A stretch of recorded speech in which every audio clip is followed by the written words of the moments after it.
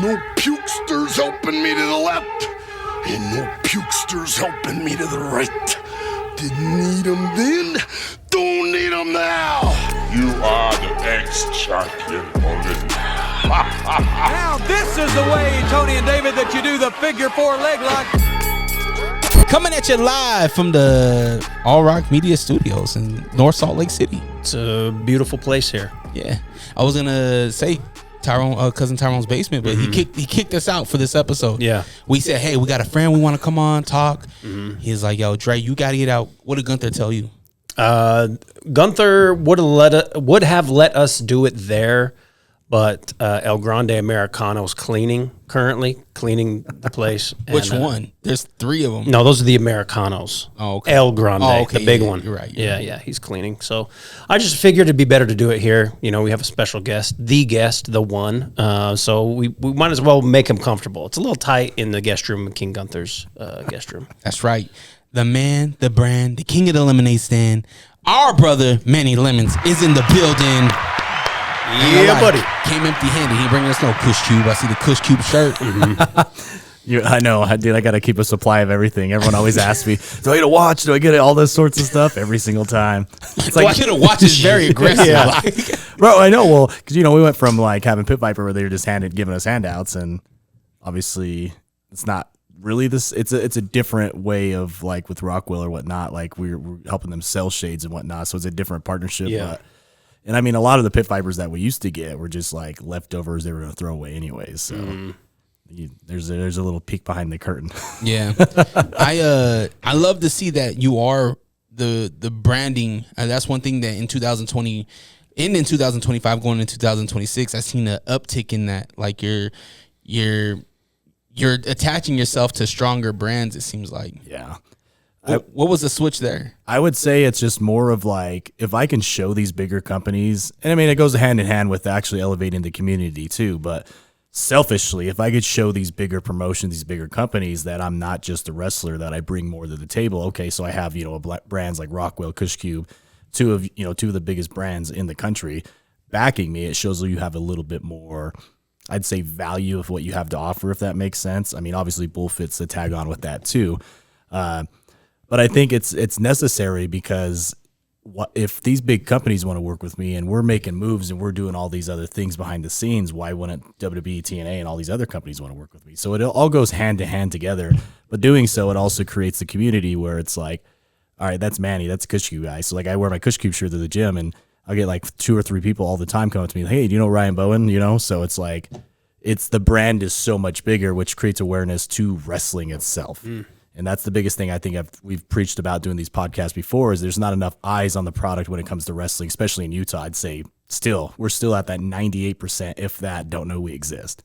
So it's uphill battle, uphill tick. I think devotion and everything we're doing has definitely helped with that.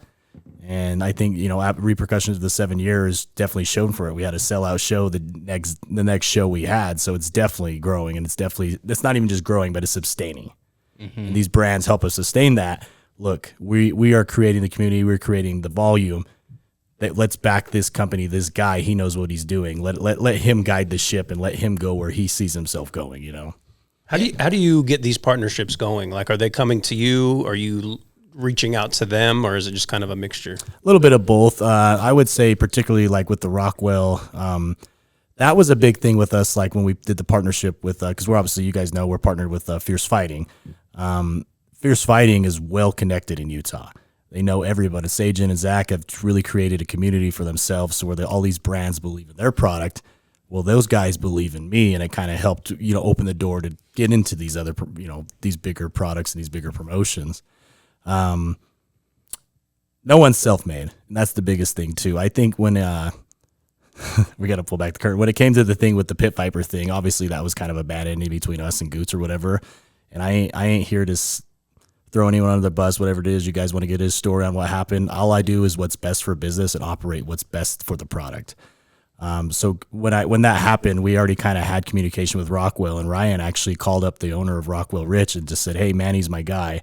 Go ahead and go take care of him. So that from that day, he got me in the door, and they're hooking me up, man. We got the Manny Lemons I don't know if you guys seen today or yesterday, the Manny Lemons lines now officially launched. We got watches, sunglasses. So it's a really cool thing, but it No also wonder, like, it's a whole kit. Yeah, He's I need like, it. yo, Yeah, I wasn't aware. Yeah, If damn. you want to look like Manny Lemons, you get Yeah. the shades, the shirt, you get the watch. But- Do you have a promo code with that? Not yet. That's what it's still all the early works of what we're Yeah. doing. Right now, it's just me, like, they're giving me shades to sell at shows and whatnot. So That's awesome. And it's really cool too. Like, I think what helps too is when you go to these shows, not just in Utah, but like everywhere I go, there are people who are dressing up as Manny Lemons now. So there is now it took this long to show Manny Lemons is a product, is a brand himself, you know, and where it's like people are dressing up as him. People are going and buying Pit Viper. We're going and buying Pit Viper shades online without us, you know, me even knowing. So it's like that's going to create more business for Rockwell and everyone else involved because the Manny Lemons brand has grown so much. It's almost like the momentum can't be stopped at this point. And I say that as humble as I could be because it is humbling to finally get a community to, you know, finally get the right people behind you to help kind of push the ship forward, if that makes sense. It's just ironic that 7 months ago we were having an opposite conversation. Yep. Right? It was like, well, how are we going to get DCW more known? Yeah. Right? What are the athletes going to do? And as a spectator, as a fan, as somebody that brings my son to the camps, you see the growth and you see the athletes that are taking it serious, the athletes that do see the bigger picture now. And I'm happy that the people that are involved, they're elevating not only DCW, but elevating Utah pro wrestling. Yep. Yeah, and that's the cool thing about it is that, like, we had a different conversation 7 months ago, and I think 2025 was really, I call it my redemption year. I think when did I get let go from Impact? The reason why I wanted to even do it here is because you guys are the Utah wrestling podcast. You know, there's no one else that I would want to go tell my story, tell what's going on other than you boys right here. And I always think back to the clip of when you first brought me in. You're like, the very first clip of me ever doing any of this thing was the D'Lo Brown clip when he did this head and whatnot. We were talking about my exit to TNA and like, where do I go from here? What's next? You know, and it's really cool to see from that day how much movement, how much progress we made, and all it became is just because we didn't quit, you know. And 2022 when I left, I had a lot of, I want to say, I just really feel I was really dead in the water. You know, like you can fake it till you make it, but I mean, let's face the reality. Like, no company wanted me. No one wanted to touch me. I had to go really reinvent myself and kind of restart over in a sense, but not restart over, but start over in a sense. Go away is what I tell people. I had to go away for a little bit. And by going away, you know, through my journey or whatnot, and I think the worst thing anyone ever did was let Manny Lemons be alone. Because when you're alone, you could sit with a lot of things. You can handle a lot of things when it comes to your emotions and how you feel. And in 2024, it was just a year of me just kind of like sitting by myself and just, you know, I mean, I've been single for 3 years and just really like recapping everything, you know, not reacting the way I used to react when things went south. And 2025 brought me this redemption year because in 2022, when we ran the 4-year anniversary show, it was a lot, man. Like when you put on these big shows, like it takes a lot out of you. And if you don't capitalize on the momentum you got, it goes away just like that. And that's one of the mistakes I think I made doing that 4-year show is I didn't really capitalize on the momentum and the eyes we had on us at that time. And that's where I learned my lesson when I ran this 7-year anniversary show. I always tell people, I think from this financial standpoint, it was probably the biggest loss I took. And I know we don't want to talk about losses on here, but it's real. We have to address it. It was the biggest financial loss I took, but I think the overall purpose is I needed to show people that I can do this on my own. You know, there was always so much question of running Devotion, like who's the mastermind, who's the person behind it?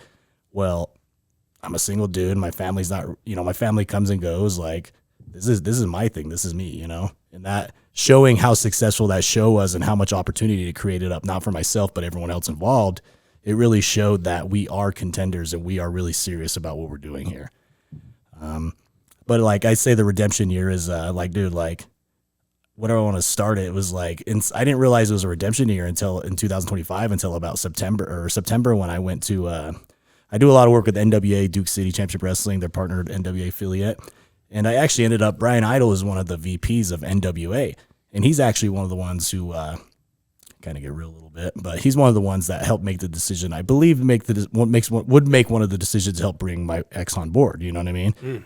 So by that, I didn't think I'd ever go to TNA just because of, NWA just because of that, you know, and to have that moment where I was able to pin him in the ring for an NWA title, I think that kind of kickstarted, all right, maybe this is a redemption year. Maybe it's this, it's that. Because then 2 days later, I was at GCW in Arizona, and I wrestled in Arizona like, I want to say since 2016. I've been there pretty much regularly, except the pandemic. But in 2016, I was wrestling for Arizona. I had a big feud with Gino Rivera. Gino went over for the state title. I never went back to the main event picture since. Well, fast forward 2025 in September, me and Gino are opening up the show for a bigger promotion, a bigger product, Game Changer Wrestling, and we start the show, and I actually ended up getting the victory. So it was kind of like a closure to all that chapter, if that makes sense. Same with the NWA thing. It showed like, hey, you really are good enough to be in the NWA. He kind of gave you the okay and putting you over. That gives you the okay and the blessings in a sense in wrestling, So I'd say with those two things is when I started saying, all right, this is my redemption year. And I think that's when the ground started moving, when I was like, I really want to take a shot and swing at doing a big show again. And that's when the plans started falling into place for our 7-year show. That's when we got hooked up with the Masonic Temple, Sajin and everybody. And going into it, it was just like, you guys ever ran shows before? Oh, yes. Yep. Well, not wrestling shows. Yeah, but just like hip hop show. Yes, it's hell. it's like the first, like the 2 weeks leading into it are probably the most stressful because like tickets aren't moving. You don't know what to do. What are we gonna do? But wrestling fans are very last minute, and very like we'll pay at the door type thing, or we'll wait till the week of to kind of figure out our plans or whatnot. Plus, it's Christmas time too, so you're dealing with a lot of that. So by doing so, I just think with having the pressure and having that all kind of weighed onto me and actually pulling it off, it was just a sense of like, before you weren't ready, now you're ready. You know what I mean? And then Tommy gave me the opportunity, saying in front of my mom, give me the opportunity to go back to TNA, saying in front of my mom, saying in front of my son. It was a really humbling experience, and it's like, all right, we're on the right track type moment, if that makes sense. I feel it. I feel it. Going, talking about that 7-year anniversary show, because I don't want to just skip by it, because it was a huge deal. We had the Good Brothers, we had Dreamer show up, of course, the whole DCW roster that has been working their ass off to get to this moment. Yeah. You talk about the start of this thing. The date's coming. At what point do you start booking your 7-year anniversary show? I think I had Gallows and Anderson booked. It was in August because they wished me, like they did the video for the happy birthday, so it had to be, I'd say August, late July is when it started falling into place. So almost 5-6 months. And then do you book top to bottom that show? Sometimes, yeah. I mean, obviously I'm not the booker, but when it comes to these bigger shows, I kind of take control of the book just because I know what's going to succeed and what's not. I think the biggest thing was Gallows and Anderson were just fresh off of WWE, big WWE names. They were supposed to come to the 4-year show, so it made sense to bring them in for the 7-year to kind of pay back to that 4-year show they missed out on. So I think I started there. It's funny because Dreamer was kind of like, I don't want to say he's a last minute because he's always been invited, but we didn't know if he was going to be booked for Cena's retirement tour or not. And so it's kind of like, and he's the champion, so kind of like deteriorating, like, all right, does he carry the belt going into it? Does he not? It's kind of a gamble you kind of take. And when we had the October show, he's like, no, I'm clear for that day if you want me. And I was like, well, perfect, let's do it then. You know what I mean? So the pieces just kind of fell into play. And like I said, that just all goes back to the redemption. Everything fell into play that needed to fall into play, So I don't want to say top to bottom. No, it started with those 2 names, and we kind of figure out the rest as we go. We had a bunch of storylines going on with like Mark and Brett, so like we didn't know if we were going to extend those to anniversary. We did not, but it just made the most sense too, just because it was like some of the stories were very meant for a big stage like that, if that makes sense. So it's wrestling, and wrestling too. It's a revolving door. People get pissed off at you and leave tomorrow. So it's hard to plan a year in advance, especially indie wrestling, because I can't imagine. You know what I'm saying? How does being a business owner and whatnot, how do you take a chance on somebody wanting a storyline when they can do that? It's very rough, very tough. You gotta, I don't know, especially for me too. I've been burned so much where it's like I'm harder to win over. Sometimes you just take the risk and just hope they can prove you wrong, if that makes sense. Like hoping this person isn't going to screw you over after the storyline happens. Say we give them the title at this big show. Oh, 2 weeks later, I don't want to do this anymore. They're gone, It's really just taking the risk on it, man. there's really not, you can't, because you're not paying these guys under contract, so you can't guarantee them they're always going to show up. It's not like fighting where you have a contract you're promoting for so long date. It's like, this is pro wrestling. Like, we get the snickle fritz of everything, if that makes sense. And there's not really a formula to Respectfully. it. Yeah. Respectfully. It feels like, I don't mean that in a negative way. I feel like it just, again, like sometimes you just get kind of bitter with that side of it, but understanding that the decision you're making is going to impact not just yourself, but the entire community involved. So we just start from, I'd say we start from the big stars, and then we just kind of go from there. And then once we get closer, we see who's been putting in the work. We see who's been listening to the advice. Cause even then, August till November, that's 3-4 months. Mm-hmm. You have time to get in shape. You have time to get new gear. You have time to have a new look. You have time to show yourself what you can do, you know?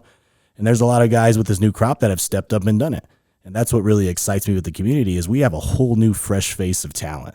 And we have a bunch of people who are coming to the school now, awareness to the school that we're starting to get in. And it's really an exciting time because these guys look like wrestlers.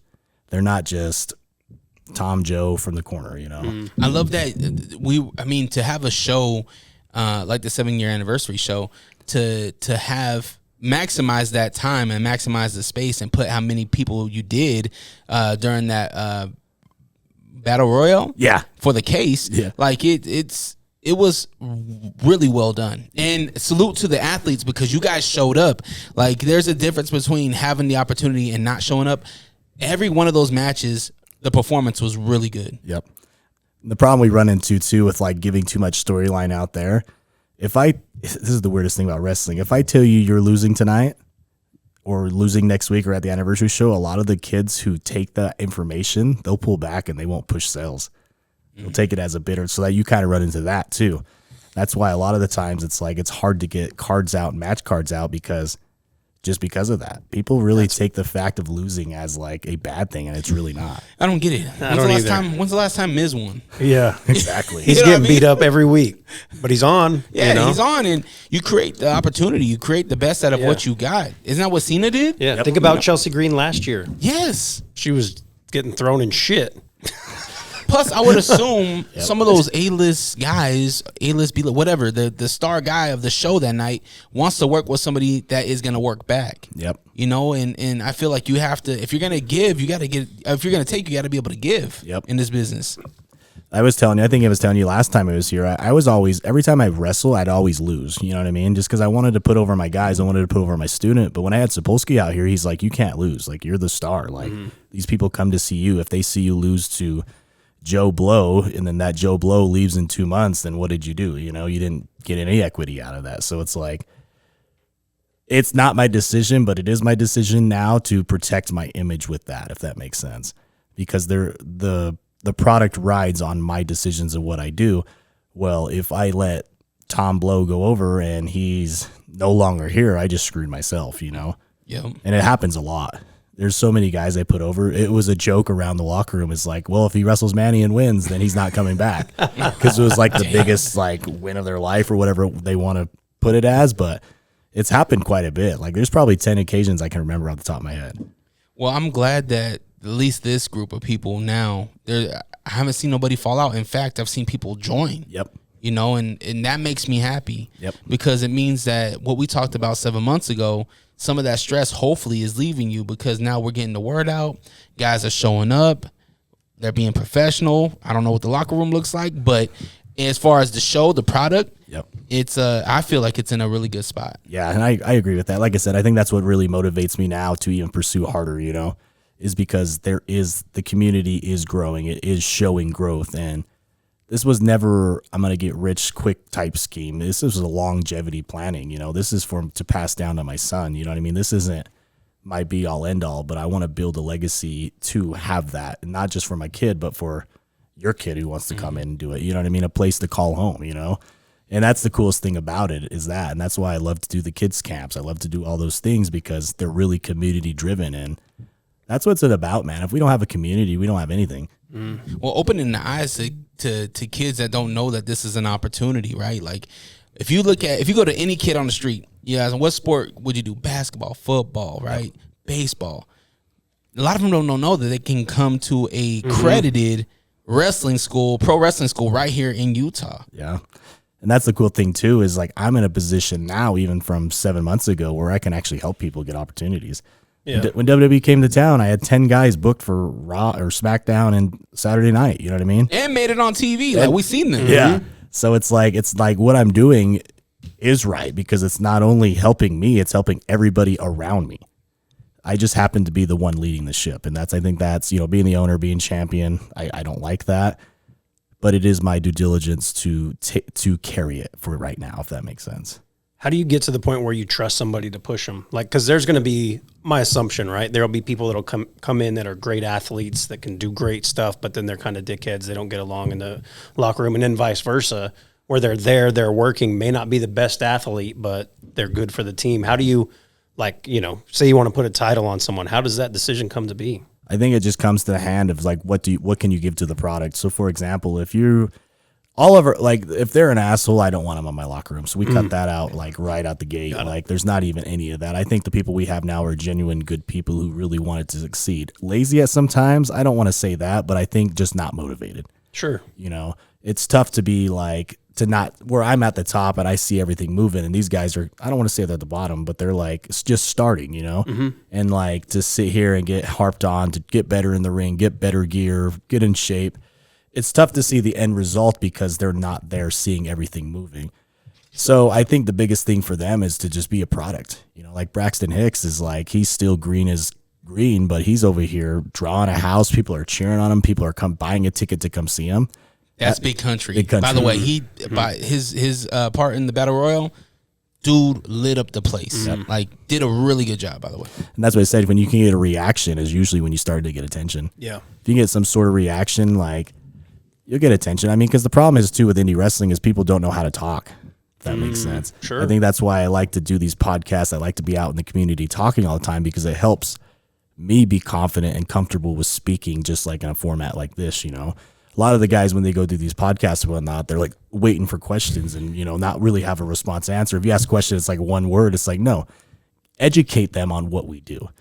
The only way we're going to do that is if we have more voices doing it, which we're getting there. Mm-hmm. You've had a bunch of people on your podcast, you guys' podcast here, Yeah, I told them all to blame Wonder, by the way, for the lack of being on the podcast. It's all his fault. All Wonder's fault. That's all under the bus. Manny just goes to the top. They're going to make you see this Wonder one. put in a contract, Dre, we only interview Manny. Manny goes right to the top. Sorry, guys. You see the gold? Jesus, what are we talking about? We only talk the champions. But it's I just have a story that you guys can relate to because you guys were there and you guys watched it build from nothing. And no one's self-made, man. No one's self-made. This took a community. This took the leaders. This took my coaches. This took everyone involved to help put me on, And I'll always say that to the day I die is I wasn't self-made. There was so many people helping me out along the way, I mean, every phase of life you have coaches, They're when I was speaking to the Boys and Girls Club the other day, they're like, who's a mentor or whatnot? And I've just had mentors just through every stage of it. In the 2020s, it was Russo, and through 2021 to 2022, 2023, it was a handful of guys: Dreamer, Gallows, Anderson, QT, Cody, Glacier. It was all those guys that helped really put me on. And then coming back here, it was Sapolsky and everyone else. So it's to sit here and say it was just one individual that technically helped me. No, there was so many of them. And it's always hard to sit there. I always try to remind them and thank them, send them a text or whatever, because I really want them to know, if you didn't do this for me, I wouldn't be here. You really helped me. This advice you gave or this opportunity you gave, it really helped put me on, I was talking about the AEW thing at the Boys and Girls Club. I probably said even on the last podcast, when my music hit and I stood on that stage and everyone was going nuts, I knew that was the day my life changed, because it showed, look, I can be here. I just need to learn how to sustain it now. Mm-hmm. That energy was wild. Yeah. It was 2 years ago, though. That's crazy. That's crazy, right? Time is it's just moving fast. And now you at the end of your match with Dreamer, first off, let's talk about this Dreamer match. Hardcore match against a hardcore legend.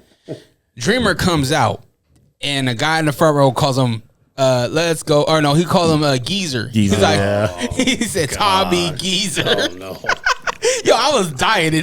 But you could tell Dreamer didn't like that. Yep. Dreamer went over there and was like, bro, chill the fuck out. There's a couple of guys in wrestling like I just wouldn't say shit to. And Dreamer's one And of he's them. one of them. Oh, 1,000%. You know, and but they have a phenomenal match. Really good hardcore match. Manny gets the win. At the end of the match, show's done, right? Roll credits. Tommy Dreamer comes out, or he's in the ring, and he's like, "Yo, everybody sit the fuck down. I got something to say." And he tells the story about how Manny gave him an opportunity to be a champion, possibly could be his last time as a champion in any organization. Mm-hmm. And he gives this heartfelt message about what he means not only to him, but what he should mean to all of us. And he hits him with the news that he's going to be wrestling for TNA because Dreamer got an opportunity with TNA. And so now he's like, yo, you're my guy. You've been working your ass off. Yeah. You earned this. Manny, did your son walk you out? Yeah. That's another thing too. His son walks him out. That's crazy. You know, a prospect in any sport that you want to talk about. No Kid shit. is a freak. Follow Manny and just see him one day it's football, next day he's dunking. Yeah, It's a freak. All the time, man. And so he walks him out, and it's another thing. It's like a heartfelt moment, right, where his son is now there. His son is hearing what Dreamer has to say, and now Manny gets an opportunity to go and wrestle at TNA. He's getting that look. Take me through like what that felt like. That moment, one, wrestling Dreamer in your home city and in your home state, and I actually beating him, winning that title, and then him giving you those props. What did that feel like? I think we need to start at the beginning. So in 2014, I was with my son watching TNA on a couch. I think he was about like 6 or 7. He's playing those wrestling guys or whatever. 6'7". 6'7". But Sorry. we're watching TNA, and dude, this promo really changed my life from Dreamer. I remember it was when like he was kind of doing House of Hardcore. He was kind of making appearances here and there, but Dixie Carter brought him out, and they just like, you know, had this kind of, it felt like a shoot promo, and I've never really asked him about if it was real, and I really don't care because it was like 10 years ago, 12 years ago, you know, so it's really irrelevant to it now. But he said in his promo, he says, doctors tell these kids to watch wrestling because it will help you fight. If you get knocked down, you got to get back up. And I remember those words like crystal clear as day. And just ever since that day, I became like even a bigger fan of Dreamer, because it's like I always knew Dreamer was like a good hardcore wrestler, but like he didn't. When I was watching him in WWE, he didn't really have any promo time. You know, most of his promo time for me that I watched was in TNA. And so when he cut that promo, it's like, man, I just like wanted to wrestle him for so long. You know, fast forward, you know, I end up getting the opportunity to go work for TNA, and he's actually my agent in TNA. I was like, oh, cool, you know. And during the process when we're backstage, I mean, we were just kind of chit-chatting, and he looked at me. He must have liked me or something, because he was very talkative to me that day. And I don't know, maybe I come across as a likable person, which is a good thing sometimes. Sometimes, you know, not so good. But but he's like, says to me, he says, you're in the door now. It's up to you to mess it up. Ooh. And that's when Dreamer ended up going away. He, whatever the purpose was, he was not at TNA the next time I went there, and that's actually when they ended up cutting me and whatnot. But it was like I was immature in TNA. I want to say immature. I just didn't know any better. Like I was too busy trying to hang out with like Gals and Anderson. You know what I mean? Not really taking in and absorbing the opportunities like I should have. And I think that was the reason why it wasn't meant for me to be there at that time. And this is part of like my healing journey and taking accountability. I take accountability for everything. Everything's my fault because I allowed myself to come for it to come to that, you know, where the opportunity just basically got yanked from my feet.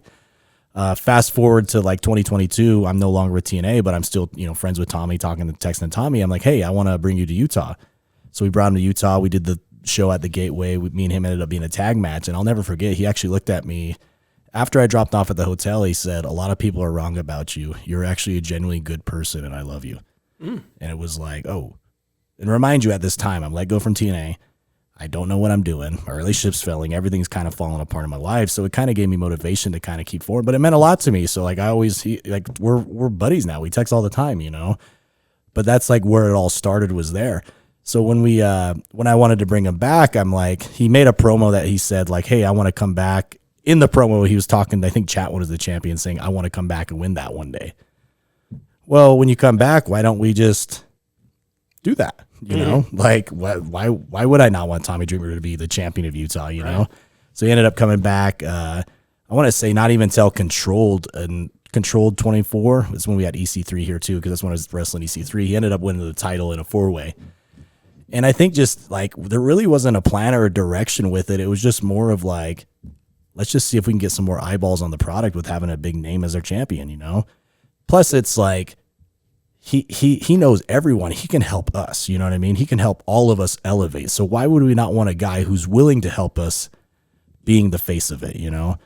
He ended up doing anniversary show and then like another show. Then we did the WrestleMania show where I ended up wrestling at the WrestleMania weekend. And I think everyone was like, you're going to win the belt. You're going to win the belt that weekend, you know? And something that weekend just told me not to. It's like, no, let's just keep it on him. Like, I have no problem taking the pinfall. I even actually tried to talk him into winning the belt at the anniversary show, but that's later on in the story. But he ended up going over, so it gave the opportunity to bring him back. We brought him back for a few shows, and then, you know, when I talked about the October show when he wasn't available, and now he's available, so we ended up, you know, just kind of like, well, let's just you and I run it back. He's like, yeah, I would love that. Cool. I would love to wrestle one of my favorite wrestlers growing up in the Masonic Temple, in front of my mom, in front of my son, you know, like it was a moment, and it's just like a full circle moment all the way back to that time I watched that promo on the couch with my son. So like, it's just all it's all full circle. My life is becoming full circle at this point in time. So it meant a lot to me. And to give me the opportunity to go back and right that, I don't want to say it's a wrong because no one was wrong. I just didn't know any better, if that makes sense. But getting the chance to do it again, I never thought I'd go back to TNA, honestly. Never in my life. This opportunity just came up with Albuquerque being a place that I'm hot at. You know, I sold out the AEW venue for them too, and I know I'll get a reaction there. So it's almost set up. If I fail now, it's on me. So going back to when he dropped you off and he said, you know, people are wrong about you. Did you know people were talking about you in a negative way?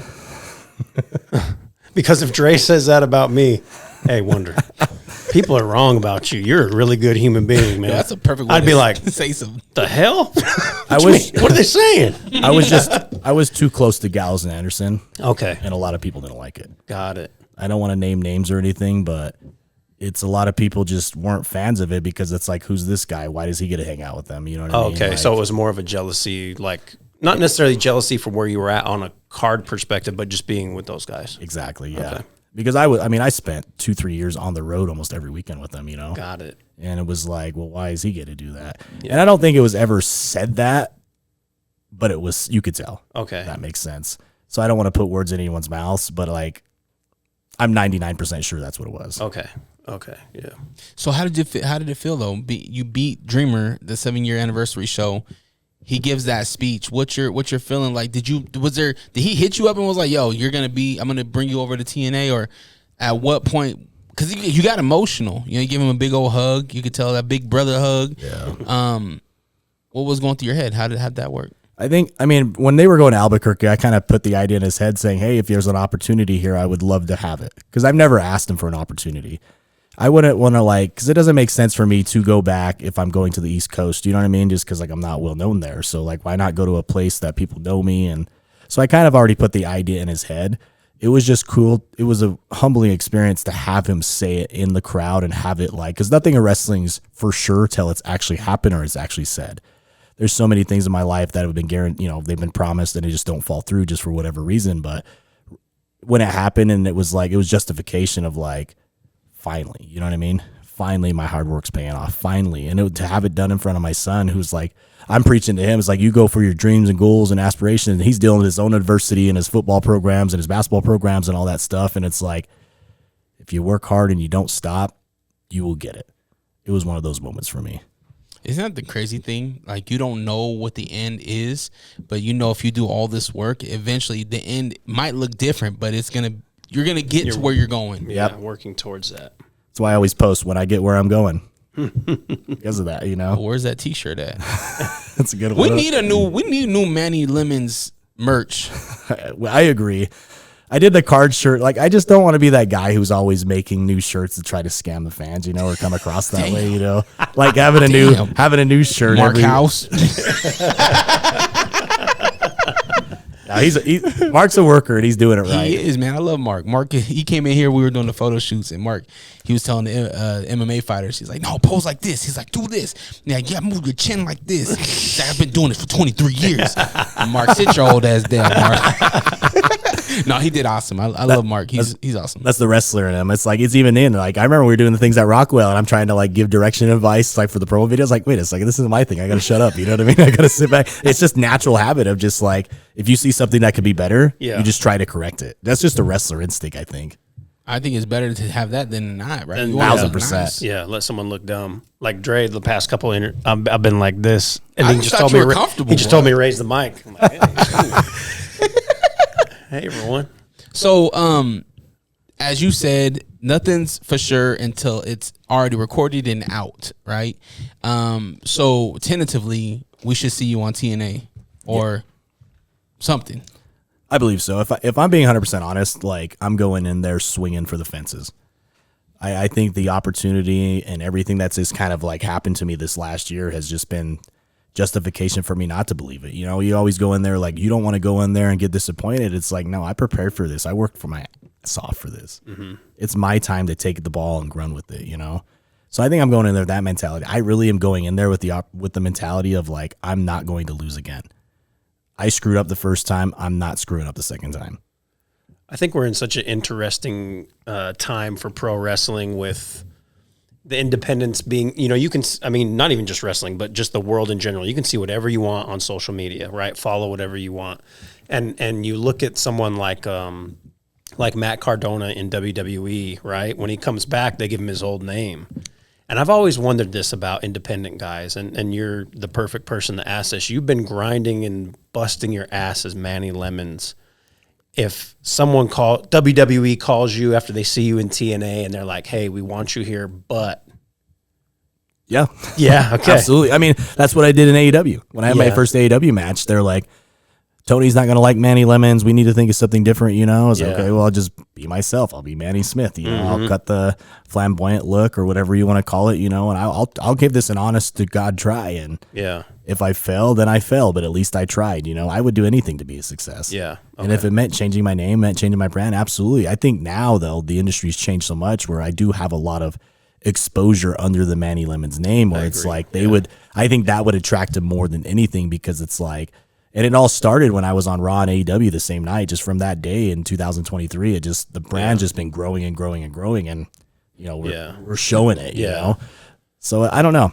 I would 100%. Yeah, and that's kind of why I brought up Cardona because it was like he's going to come back, and it's like what? But then you know when he comes back and he's signed, no, he's Cardona because people are following and people. That's how people know him now, and it's just a totally different time, which is pretty awesome.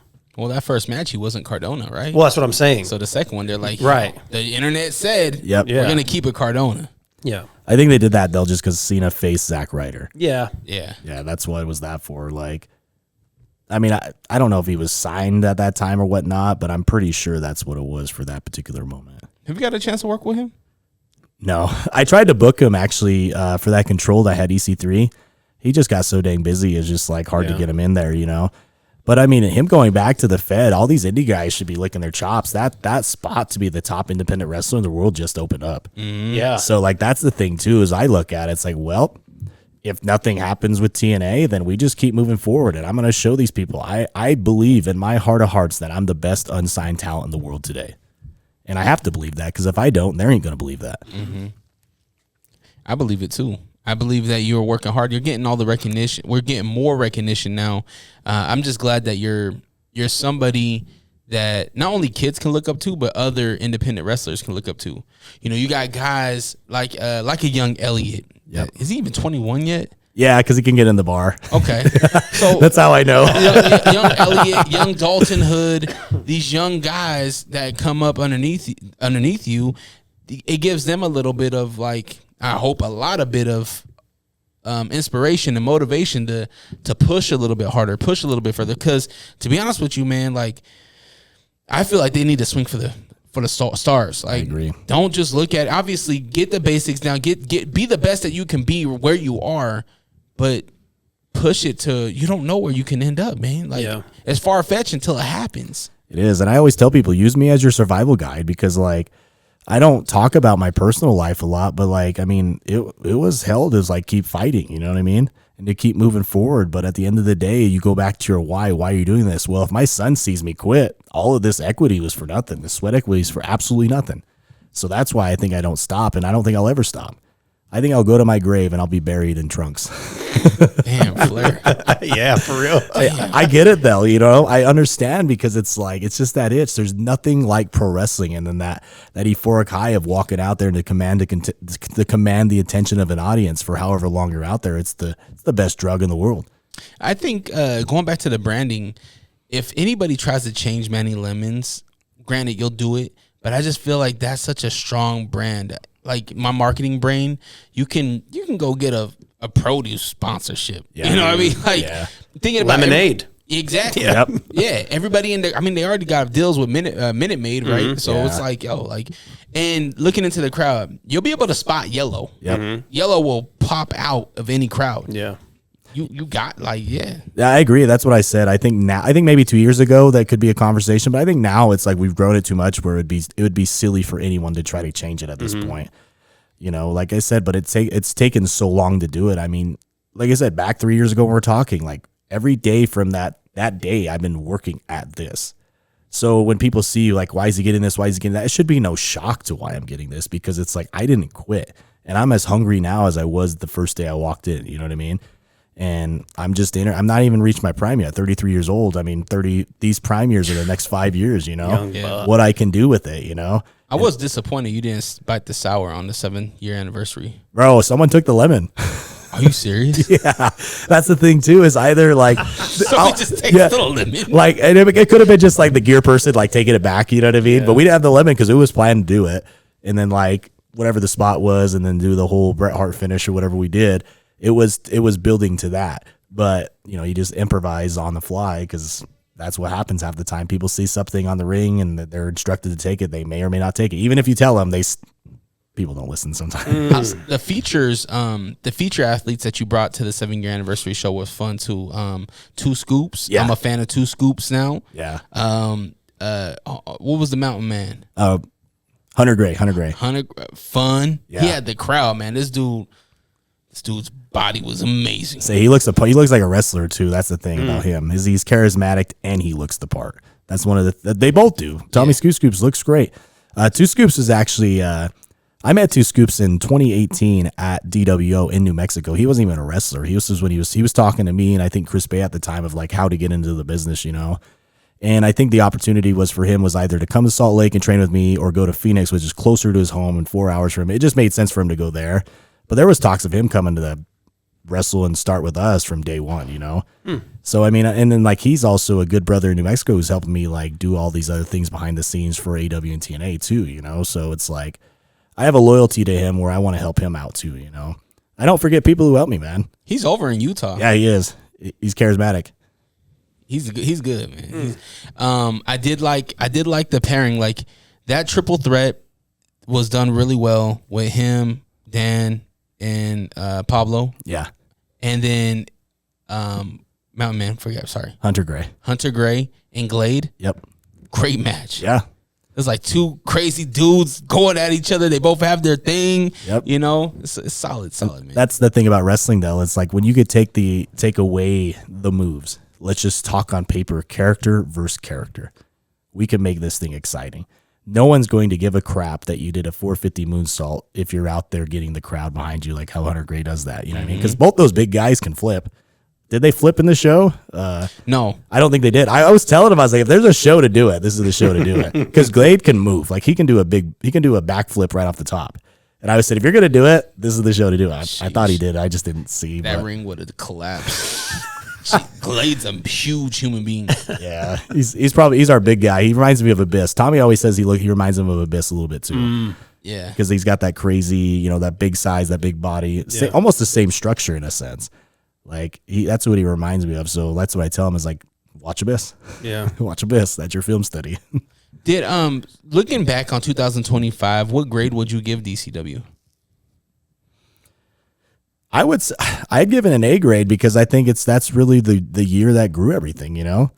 Like far as like, are you talking about grade like as the overall product or far as a roster standpoint? I would say overall DCW, the roster, what you guys accomplished, how many shows you did, capping out the year. I'd give it a grade A. I think far as that, it was everything we needed it to be. Obviously, you want more, but sometimes you can't manage more at a time you're at. You know, for the time we were at in 2025, it was definitely an A+ year for us because we just kept growing every single show, every single moment. And like, you know, if you look at our social media, like there's not a day that you don't see a promo going up for Devotion. It took a long time to get guys to do that. You know what I mean? And that's like our ring announcer Lorena. It's like I just told her what she needs to do, and it's like just post these videos and that, and like now she's getting so much exposure. It's crazy, you know. And that's all it takes. Like we have the power to show the whole world what we're doing by this. You know what I mean? And a lot of people don't realize that. That's all I do. I post every single day, whether it's a picture, a video, or whatever. But we're a brand, we're a product. We have to always be on that. And I would say that's the biggest thing of the last year that I took away is everyone's starting to up their promo game.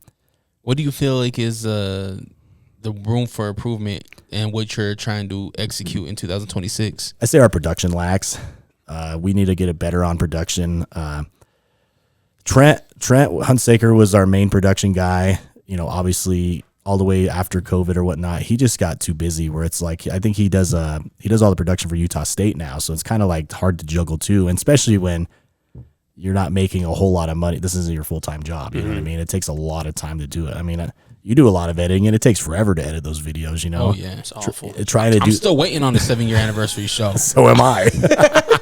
That's what I'm saying. So that's what we lack in a lot of that. Because if you watch like the episodes when he was in charge, like the production looked really good. The wrestling just sucked because we were all still so young and whatnot. If you look now, the wrestling's better, but the production sucked. Yeah.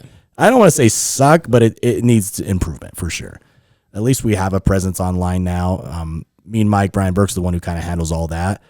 But it's just kind of trying to compare it to that. I think that's where we lack hugely is production. But you're also dealing on like a shoestring budget too. You know what I mean? Yeah. And that's what we run into is that. I wish, and I was telling, I forget who I was telling. I was telling on the MMA side that I wish I had people that were passionate about this stuff. I get it. There's little to no money in this, but if you can do something good and create something and create a game plan, maybe it's a sponsor that takes care of production. You know, I don't know what it is, but we just need more people to be like, hey, here's a little bit of help. Yep. You know, that's it. You get a little bit of help. If we have good production and we already have great wrestling, it's going to create something amazing. 1000%. And I think that's the thing too, is like for so long, and I've said this before, is us trying to break down the sponsorship. Now we're starting to get a hang of it because we're starting to get these big companies and whatnot, you know, trying to get, you know, more on board so we can have more income to do more things. And that production is definitely at the top of the list of what we want to improve, you know? So, you know, I don't know what 6 months is going to look like, but I feel like we're going to have another different conversation in 6 months about all this stuff because it is definitely on the radar. We're working on it. It's just a matter of executing it at this point, if that makes sense. Are you happy with the Masonic Temple? Would you want to do more there? Oh, absolutely. It's the problem with us. It was just it was just a big bill, if that makes sense. Oh, yeah. Like that's what it was. Like, you know, like the room was beautiful, you know, having security and whatnot, but like just the room and that alone and with insurance and whatnot, we were looking at almost 8 to 10 G's, you know what I'm saying? Yeah. So it was like, that's not even including the talent, you know, you have Gallows and Anderson, like they gave me the brother rate, but it's still like, you know, higher end of closer 10K, you know what I'm saying? So it's like trying to find a medium of like, how can we get sponsors to just invest in this, that, and the other? And that's what we're working on. Mark's kind of taken that over as far as doing all the DCW sponsorships or whatnot. I think with him and me doing the thing I do, I now have someone in the background doing all that, so I don't have to stress about that. I think it just makes a team for a great collaboration where this thing could really take off to heights we've never seen. Hey, is there state funding for this?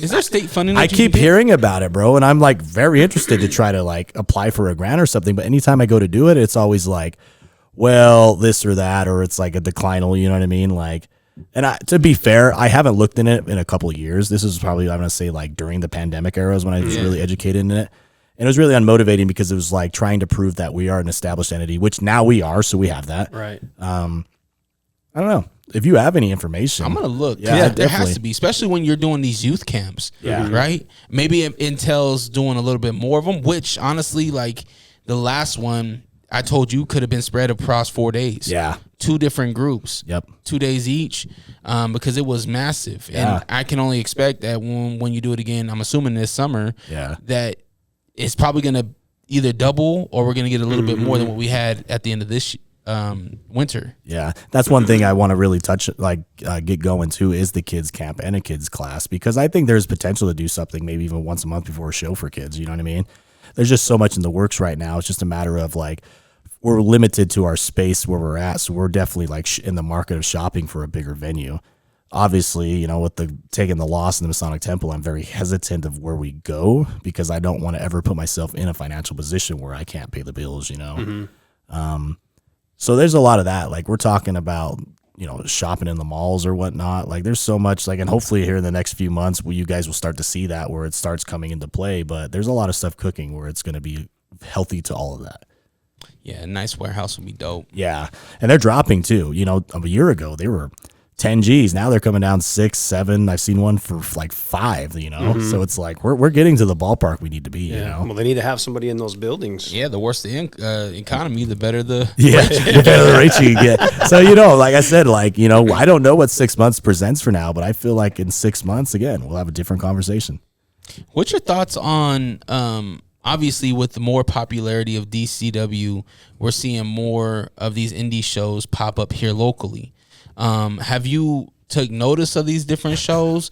Have they reached out to you? Let's just say that. Hill out on these motherfuckers, Manny. Hill out on them. Look, man. I see one that looks pretty fun. I haven't seen them, so I've been on their I social. sent it to you. Don't lie. Don't be that guy. You've seen it. I think there's an audience for everything. I have. Wow.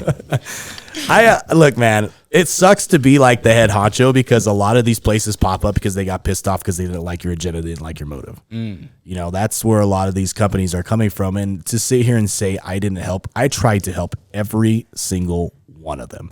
The problem is those guys who run those companies, they were with me at one point, but I don't want them here anymore, because it was they wanted to have full control. You can't give anyone full control. If I give up full control of this all goes away.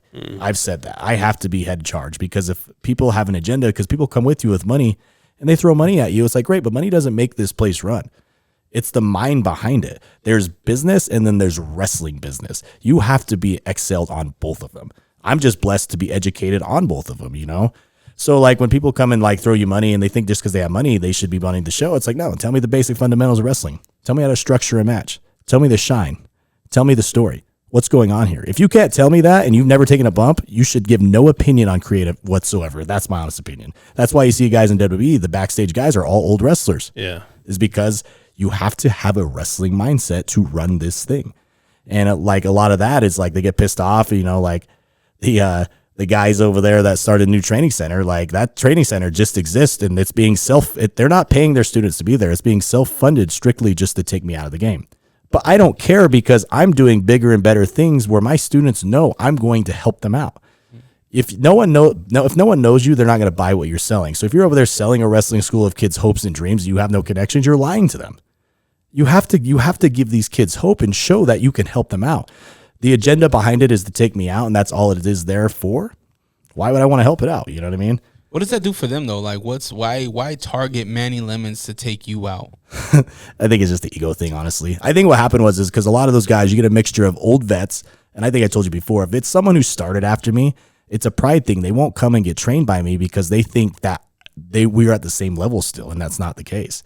It's a wrestling delusion where and only in Utah that I deal with it. If I go anywhere else, I'm the most respected guy in the locker room, you know? It's just Utah. I'm dealing with all these hurdles and whatnot of these companies.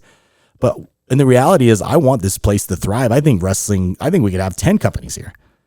But just if you're not going to have your guys train, you're not going to take this seriously, then what do I help you? You need me to help you. I don't need you to help me.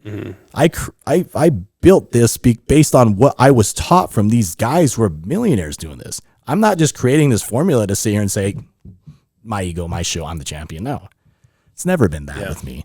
And you get a lot of that, like, to them, I wish them nothing but success. I'm not going to sit here and crap on them, but I don't have any desire to really help them out because you really just want me out of the picture and I'm not going anywhere. What'd you say to that, Wonder? I liked it. I like how he handled it. I could sit here and dog on him. Like I could go in there and shit on him all day. Yeah. No, I think there's a recent promotion that I ain't gonna lie, looks like a little. You freakish. sent it to me? Is it Lucha Yeah. Project? Yes. Oh, yes, you did send it to me. Looks, man, that thing looks psychotic, man. They got like rock bands and people doing death matches. I'm like, Yeah. oh my gosh. And I helped Adam get that going when it started in 2024. I was helping him, and it was like when I would go to these shows, 10 people would show up, and they'd be the 10 people I sold tickets to. It's like, I don't want to wrestle in front of no one. Get your guys out there and get them promoting, get them over there. And then there was no structure to the show. There was no planned booking. There was no one in charge. It's like, okay, well, I'm going to take charge of this then, because I don't want to be on a product that's like this, you know? Yeah. And it sucks because like a lot of those guys, when Game Changer came, who got a match? Adden did. I helped him. I didn't have to do that. I did that out of kindness of my heart. You know what I mean? Like, I want to help everyone. I'm not going to sit here and discourage or destroy anyone's reputation, but I'm not going to let you destroy mine just because you guys want to get a bunch of kumbaya people who hate me and try to build something. It's not going to work. Damn, they look at you like the devil. Oh yeah, dude. I'm the Antichrist of Utah wrestling right now. He's the Paul Heyman. That's a shirt. That's It a is. shirt, too. It is. Who's Tommy Dreamer? We won't bring that up. But that's like, I don't know. I could talk about this for days, bro, because like they'll go online and they'll shit on me, and it's like, cool, I don't really care. Like, Yeah, I mean, I look at it. I see a good online presence, and I'm like, what's the issue? Because I feel like if you're either a new promotion or you're a new show in town, or if you're just creating one, you would want to collab. And when you got the promoter dressing up like me, you know you're in their head. Oh, wow. That's all I'm gonna say. Like, I don't need to respond. Manny had that on hand. I got it on hand because I'm ready. I got receipts for everything, dog. Who's that chick? Oh, That looked like Roxanne Perez for a minute. She's irrelevant. Oh, man. I don't even want to bring it up because I don't want to bring any clout to anyone. All right, don't do it. Don't do it. Would you be open to another promotion and cross promoting? 1000%. I just don't want to be the one, like, because that's the thing is like these guys need help, but it's like if you're not, they don't help themselves. Yeah, if you're not helping yourselves, how do you expect me to help you? They want me because I have the market, I have the community. Great. Well, if you present an idea, like I was all for Lucha Projects, a different show, bands and stuff. Oh, great. Different entertainment. That's not even a competition with what I'm doing, you know? So it was that, like, but then the problem is you get a bunch of these people who I hate get in his head and their heads, and it's like, I don't want to say I don't hate anyone. They hate me. Yeah. They hate me for whatever reason. They hate me because I broke the glass ceiling that wasn't supposed to be broken, if that makes sense. No one was supposed to get out of this bubble. And the fact that I got out of this bubble, and like, why do I care about your opinion, what you think of wrestling when I'm texting Tommy and QT right now? You know what I'm saying? Like, we're not even on the same level. Like, these are my coaches. These are who I'm listening to. Why am I listening to you, you know? I'd definitely be open. I would love to have multiple promotions. I think the economy's there for it. But don't come, like, you know, like even those guys like over there, they hit up every single one of my sponsors. Really? Yeah, they hit up, dude. They tried to steal my name leading up to the anniversary show. They are vindictive people. And it's like, I'm not in any heat for coming out here. I have all the receipts to show it. Whenever these guys like threaten me to take me to the court, this and that, it's like, I freaking dare you. You don't stand a chance. I promise you. You kind of bait them a little bit, you know? But then it's like, if I pay attention to that, it takes the whole reason why they were doing that is to take away energy from the anniversary show. Yeah. Because this all happened the week of the anniversary show. Damn. I didn't know there was heat out here like that. It's bad, bro. And it's like, it's not bad where it's like you want to scare people away. It's just, you have to understand, if this dude has never done anything and he's teaching classes and he's the guy who dropped Adam Pearce on his head, because to remind you, when I go to TV, I hear about it. Why is he leading classes? That's all I'm asking. That's all I want to know. It's like, why can you not get someone in there who can perform the moves safely and correctly and teach them? Because if these kids go to that school, they're going to learn all these bad habits, and I got to retrain them. Yeah. Because there is bad wrestling out there. Oh, I'm sure. Well, I'm sure people don't want to wrestle with that put them in, you know, in harm's way. I guarantee you go to those band shows, the bands and everything will be great, but the wrestling's not there.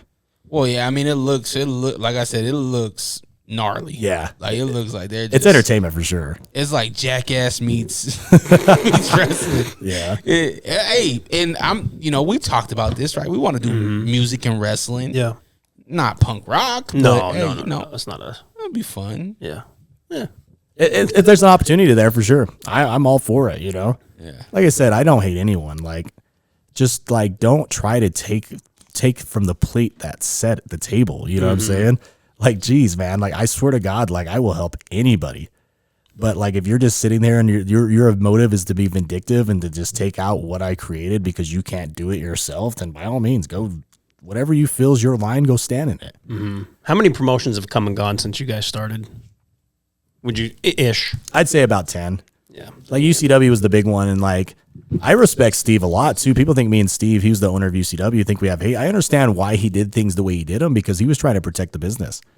Because like you get a lot of people like who get into this and say, okay, I took 2 bumps, so now I'm a pro wrestler, and it's like, no, can you throw a strike correctly where you're not going to punch me in the face? You know what I mean? Or can you stand up and be base where we're not going to clock heads when we do an arm drag? You know, like there's so much to it that people don't realize it. Is that not around no more? No, they went under during the pandemic. But I mean, like I talked to Steve. I don't want to say I talked to him like a friend, but I've had conversations with him last year, the year before that. You know, like it's like I don't think he's mad at me anymore, or he wouldn't be liking my stuff on Facebook. You know, Yeah. like I would imagine that. I don't know. Those haters sometimes just watch and like. They do, bro. There's a lot. Dude, I love it. I love posting something, and it's just like this will piss them off today. They're hating on it. I was gonna tell you, I'll send you some information on it, but my brother created an internet service. I don't know if you had a chance to meet him just yet, but it's called not internet service, but it's a brand for creators by creators, and he has a whole pay-per-view structure. Yeah. And I was like, you should talk to Manny because right now there is no live pay-per-view currently for DCW. I would love to see that feature in 2026. Yeah. And before 2030 would be awesome. Yeah. I would have loved to do it 3 years ago. Yeah. Like that was always the plan after the 4-year show was to have live pay-per-views, you know, do the tapings for YouTube, get it up, you know, and lead into the pay-per-view. But just having the manpower and the people to really, and the time efficient too, because again, like everyone works real jobs. So like to take a weekend to go do it, like sometimes like when you're at the show, sometimes you don't get it until next week. You know what I mean? But think about you talk about 2 scoops, right? Yeah. Think about all his people back home that could have tuned in. 1,000%. You know, like I feel like the pay-per-view model for independent is one, it will help with eyes. Yeah. But 2, it will also help financially. You know, if you get people to pay $30 for a pay-per-view and they're getting a 3-hour show. Yep. You know, and then on top of that, you open up ad space for your sponsors. Yeah. Yep. Now we're introducing Rockwell to somebody in Alaska or whatever. When we did the 4-year show, we had people overseas that tuned in and bought the pay-per-view too, because we did that one live. How did that go? How was the pay-per-view? It was good. I think that was the best. I think that's the greatest show in Utah wrestling history, in my opinion. You had 2 world titles. You had DDP, you had Bischoff, you had freaking Fandango. You know, you had like a bunch of people that were just like big name characters. Oh, I thought you meant the 7-year. Oh, the 7-year? No, we didn't go live just because like we didn't have the capacity to do it. You know, like I said, it was like I was already so deep in the water to pay another production company. I just didn't have the money to do it, if I'm being honest. Like I wanted to. That was always the plan, is to go live for the anniversary shows, at least for now. But we'll get to a point where we're there. Yeah, nonstop, right? Like, you gotta keep 100%. on going. Yep. All the things are there to be great, and it's just really dope to slow and steady is gonna win this race. Yep. And to be honest with you, if you haven't been to a DCW show, if you haven't seen what the Al Snow Wrestling Academy here in Utah has done and what it's building, now's the time to see it, because 6 months to a year from now, when you're seeing this thing all polished up, you're gonna be like, oh, cool, but you ain't gonna see the grind. You ain't gonna see the shit that it took to get there, Yeah. And I think we're about to watch Unreal, right? Season 2, we're gonna watch it, and we're gonna see a lot of behind the scenes stuff. You're gonna be able to see a lot of behind the scenes stuff with DCW right now. Like, get on board right now. 1,000%. Like I said, man, I say year 10. There's no reason we can't be the number 1 company in the world. I love it. You said 2025 was your year of redemption. If we're sitting here, and I don't want to fast forward time because, God damn it, it's going by fast, but we're sitting here January. Shut the fuck. We're sitting here January. Shut up, Drace. January 2027. What are you going to say the year of, what was 2026 for you, the year of what for Manny Lemons? The year of proving I was right, if that makes sense. The year to prove to myself that I was right the whole time. I think that we're at that point in my life where it's like I can sit here and say, like, no, this is for me. This is mine. This is my time now. I mean, I'm 2-0 in AEW in a company that I never thought I was going back to, and now I'm going back to a company I never thought I was going back to, and actually going to be able to wrestle again. You know, Yeah. It's been 4 years, man. I said I never thought TNA. I really thought I would have got signed by AEW for TNA for sure. You know, and like I said, I don't want to put too much emphasis to that, like getting signed. I don't think getting signed is the goal. I think just getting there to show that I'm good enough to be there, and then, you know, at that point we have a bidding war next year. You know, later this year with a bunch of companies. I think that's what it's going to be. If I'm 100% honest. The year of validation. The year of validation. I like that one better. Yeah. I love that. Because I don't like, I know sometimes when I say stuff, it comes off, I don't want to ever being cocky, dude. I'm the most humble guy. You guys know that. Like, I am blessed as hell to have everything happening. It's cool to now just like look at my kid and say, see, this is why you don't freaking quit. Mm-hmm. In the words of Jadakiss, I'm not cocky, I'm confident. So when you tell me I'm the best, it's a compliment. Yeah. It's that, it's like that aura. Like when I walk in a room, people know I'm there. You know what I mean? Yeah. I want that to be it because like, I love what I do. I think it's the coolest thing in the world to be able to travel the world and be able to perform for people. It's like, I'm a rock star, dude. Oh, it's I live awesome. a rock star And life. I still think about the AEW match. Yeah. It was so loud. Oh yeah, Dude. The pop was stupid. I think even to this day, I still get people that say, we saw you at the Maverick Center. To Yeah. this day, like once a day, someone knows me as Manny Lemons, which is the coolest thing in the world too, you know? Yeah. I'll be out at dinner and then this guy's like, I got your dinner for you. And my kid's like, what? I was like, oh yeah, he knows me. You know, it's like, it's cool. You know, it's like, I'm blessed. Yeah, that's awesome. Very dope. It's funny because I was telling Tavian, my oldest son, that he got to see a legend in Chris Jericho right after you. Yeah. Right? So it's like these milestone moments that happen in so many different ways. Yep. You know? And it's like Wonder said, man, to see your friend up there and do it and see the passion and see what you're building, man, it's just really cool. Yeah, I appreciate that. And that's the thing too. It's like, it's not just for me. This is for everyone. We're all going to eat off this plate once it's set. Oh, trust me. That's why we have you here. Yes, sir. You're gonna need some kind of podcast for you. Yeah. No, 1,000%. That's why it's like, dude, that's why I'm like, let's get the wrestlers in there. Let's get it talking. Like, Yeah. I see the writing That's on the why wall. it's in my contract to when Manny's I'm here. available. Yeah. You got the DCW title on your right hand side. It's 700 pounds, by the way. But go ahead. That's the new one. Yeah. You're the first one to hold it. That is fire. This one right here. What's this one on your left hand side? So this one is the Route 66 NWA Duke City Championship Wrestling title. So I would say it's the equivalent of their United States title. But it's, you know, it's an NWA lineage title now just because they are associated with the NWA. So it's cool. Technically, I'm an NWA champion sitting at this table. So when you're going backstage, other promotions, do you wear both of them? Oh, heck yeah. Do you run into other people with their belts, like from other territories? Dude, I think there's this thing about like in wrestling, you know, back in the day, they're like, you're a mark if you wear your belt or whatnot. It's like, dude, when I wear the belt, people know it's a wrestling belt. So it creates awareness to it. Yeah. So I take these belts don't leave my car, you know?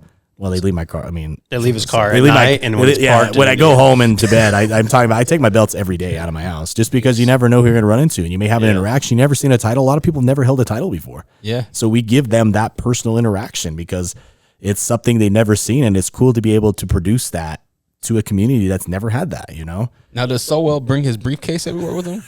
Probably. Packs his lunch in it. Is all his gaming at work. He's got his Xbox in there. I heard I wasn't able to make it to the last the Aftermath show, but I heard that Dalton Hood went babyface. Yeah, they've split up Hood House. We'll see how that goes. That's the thing, though. It's like you said. Like sometimes that's why to a fan you can't really miss the show because you don't know what you're missing, you know. Yeah. And you got to get caught up. And I was telling Mark House that it would be cool even from him because he's in his own storyline. Yeah. And they're doing a phenomenal job at promoting this thing. Yeah. Which, by the way, I pitched that Elliot should be the therapist between the quad couple. it's actually pretty funny because they're gonna need a therapist. Yeah. But I told him that he should. Specifically their storyline, but any storyline will work. Give us recaps, give us recaps on what happened. Let us know where we are. So when we go to the next show, we're in tune with what's going on. Yeah. And that's honest to God. That's what I tell everyone when they go out there. You got to pretend they have no idea what happened in the story. So you got to bring them up to date. And you either do that in your performance, a promo, a recap video, whatever it may be. But you got to understand there's a fan out there that did not come to the last show. So educate them on why you two hate each other. What is the story at this particular time? I agree with you 1,000%. We got Heartbreak Showdown 26. Yep. Heartbreak Showdown 26, February 14th. Right now, we are live at Light Tree Studios. I always say live at Light Tree Studios because if another bigger venue opens up, we can do it, then I'll always bounce it over there. Light Tree's just our home. So, and we've definitely outgrown that place, man. I feel bad. We had R&R there. They had to get the food truck outside the car because there's not enough room to have them inside the building, you know? Yeah. So it's like you want to have a place where you can have everybody in there and enjoying the action, you know? Have you looked at the Sorensen Center right down the street? I don't even know where that is. The Glendale Rec, Rockford, California. Oh yeah. Oh, we can't go in the rec center again. Back to the history of wrestling. There's a code in Salt Lake City that they won't let, like, you know how they're all Salt Lake County buildings or whatever. Some idiot before me, and I don't think I was on this show. I just hear stories about the show, but I guess he had an axe and he took an axe to the chair. So now there's this policy of no pro wrestling in the Salt Lake County rec centers. Because I've tried to do that because like bigger shows, rec centers will charge you, you know, a fairly fair rate. Yeah. And everyone I've talked to has given me that story, regardless of what I've been able to produce the last couple of years, and saying that's, you know, not us. That would never happen with us. It's still just an upfield battle we're fighting. Damn. So maybe, I mean, to be fair, it's probably been about 2 years since I've tried. Yeah. So maybe the stance has changed because everything's changing. So it is definitely a conversation to have and maybe an opportunity to do it, you know? Yeah. Have you ever thought about talking politics, brushing shoulders with some of these politicians on the Capitol Hill? Think about how cool a show on Capitol Hill would be. Yeah, that'd be sick, Capitol dude. building right there. No, that'd be definitely be 24th of July. Ooh, Yeah. fireworks in the back. Utah Pioneer Day right there. That'd be sick. That's definitely something, you know, you have an in there? Absolutely No, not. he does. He's a Cox guy. Let's not talk about politics, brother. I do. That's like, well, like Evanston, like that's what happened there, dude. We were on a roll in Evanston, you know. Yeah. But the county there, the people who run the city there all own liquor stores. Well, we're the out guys who know nothing of it. We partner with the dispensary, which is now a threat to their liquor sales. Sure. So they just started giving me a ringer, man. Like I used to get the venue for, you know, dirt cheap, like $800, you know, at least that point, it's like, okay, if I lose money, then it's not a lot. Yeah. But then they're like, after the last show we ran there, that she just turned haywire on me. And I was like, she's like, oh, well, yes, and that, and blah, blah, blah. You're going to speak with our attorney. You lied to me. I was like, wrestling is scripted combat. Never once did I ever say this was a live, like a sporting event, like football, you know? She's like, we got to upcharge you $3,000 for the venue, get that high end prior, you know, the like when you have UFC, like the Sage has to do it for the insurance he gets. They wanted me to get that insurance. I was like, that's just not feasible for us, you know? Yeah. So that be kind of at that point when I was like talking around the town promoting, because we still did shows out of Wild Cannabis, they were saying, they're the ones who told me is that that's why they don't want us there, because we're partnering with them and we're bringing awareness to that product, so they don't want anything to do with us. Remember back in the day when there was like commissions? Yes. Like each state, you had to like. They still exist. Really? Yeah, like Albuquerque's really big with the commission. Utah has one, but like where pro wrestling finds with that line of scripted combat. Yeah. That's the only time we really ever Yeah. inquire it, you know? Yeah. I think it would run a lot of commissions in Utah. It'd run everyone out of town. Right. Because they need you to have you like, it's like a $10,000 a year extra on everything, you know? Jeez. So and it's like, we didn't make any money this year, so that we lose $10,000. Like there's no way to make it happen, you know? Yeah. You talked about the, and I don't think we talked about this last time because maybe we did. I don't remember. Yeah. You alluded to, you know, the scripted aspect.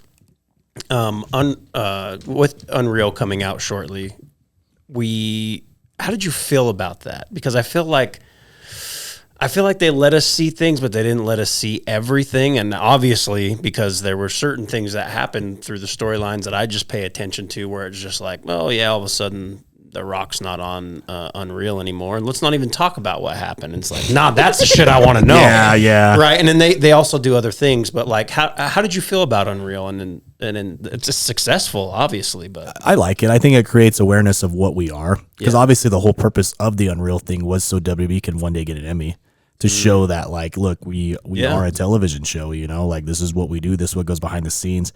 I think the days of wrestling it's a new era in wrestling where it's like, you can't go off based on what the old school policy was. It's a new generation. We got to adapt to this new culture. and everyone really wants to be in on the secret behind the scenes, okay, well, let them have it, you know? Yeah. Like, it's like, I think that'll help us more in the long run, personally. Like, at first, you're kind of like, well, is that bad? It's like, no, I think now it's educating people because, like you said, like, it's a great series they have going on because you can see everything. I think they hold a lot of it back. Yeah. And that's probably because of, like, attorney issues or whatnot. Sure. You know what I mean? I don't know any of the ins and outs of that. But I think it's great because it educates people on exactly what we are. Yeah. And then it's because, I'm a 40-year-old man. I've been a wrestling fan my whole damn life. Damn. There was there was that couple-year period where I stopped watching, but then got back into it. But the first thing when someone that doesn't watch wrestling, you know what I'm saying, hears you like wrestling, they're like, oh, really? And it's like, what? Like, what do you think it is? Talk to me about what you enjoy watching. Yep. She watches The Housewives. Okay. This is the same shit, right? It's exciting. It's scripted to a certain extent, but they're just more athletic, right? I want to be more like them than I want to be looking. than how. Well, yes. Shout out to. Aren't you still friends with Who? the one? Oh yeah. I mean, she's a beautiful woman. but they just put a doc out on the one. I know. I heard about it. Oh man. But we're getting away from the point. But yeah, it's just like it's just an athletic, amazing, dramatic, just performance. Yeah. Like, what are we talking about? It'll stop a lot of those conversations. That's what I think. I think so as well. Because again, like now with social media, it's way too hard to keep anything kayfabe. You know what I mean? Like, like Dom and Ray, they're father and son. You know what I mean? Like, how do you hide that? Yeah, you know? and even to an this is the one thing I hate about social media when it comes to wrestling is ruining the secrets. Yep. Like, not secrets of like a storyline, but just a surprise someone coming back. To the point where I feel like, and I'm going to get on a whole tangent here and I'll get off it, where WWE sometimes just like, all right, fuck it. So-and-so's going to be here next week. And it's like, no, don't tell me that. Yeah. I understand you got to get people to watch. You want more people to watch. But it's like, God, I still love the secrets sometimes. The secret surprises. Yeah. I think Unreal also helps with humanizing people. Yep. Oh, for sure. And like for me, I was not a Charlotte Flair guy. Yeah. After Unreal, I'm a Charlotte Flair guy. Yeah. Yep. And she flipped me. She made me a Flair fan. Same thing with my wife. My wife did not like Charlotte Flair.